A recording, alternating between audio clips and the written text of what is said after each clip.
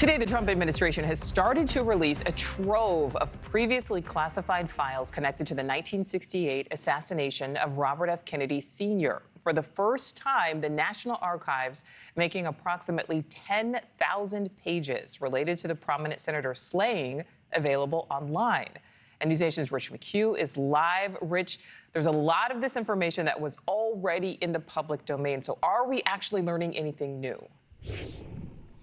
Hi, Nichole. Well, that remains to be seen. There's 10,000 pages that they just released this morning, 229 different documents, as you said, some of which were already released to the public, but many of which sat in storage for decades. You know, President Trump had promised to release these assassination papers of RFK Jr., and today he's fulfilling that promise. Tulsi Gabbard, in a statement, writing, nearly 60 years after the tragic assassination of Senator Robert F. Kennedy, the American people will, for the first time, have the opportunity to review the federal government's investigation thanks to the leadership of President Trump. Gabbard spoke about this in last week's cabinet meeting with the president and Bobby Kennedy, who was just 14 when his father was assassinated. Take a listen. We've been scanning. I've had over 100 people working around the clock to scan the paper around RFK, Senator Robert F. Kennedy's assassination, as well as Martin Luther King Jr.'s assassination. These have been sitting in boxes in storage for decades. They have never been scanned or seen before. We'll have those ready to release here within the next few days. That's great. Bobby, how do you feel about that?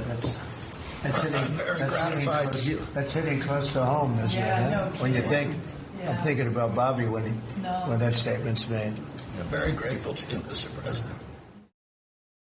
Now, Bobby Kennedy had said, put it out, the world needs to know. Gabbard said these are documents that have been sitting in the National Archives. She said over 100 people have been going page by page, and today's release is 10,000 pages. She said there may be 50,000 additional pages coming. Most of the pages are unredacted with the exception of things like Social Security.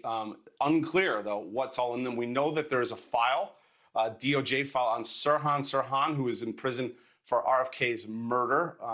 Bobby Kennedy Jr., he has long said that Sirhan might be innocent, even though he's convicted and in prison serving for that sentence. So it'll be interesting to see how this release affects that. Nichole? Absolutely. Yeah. All right. Rich McHugh, thank you.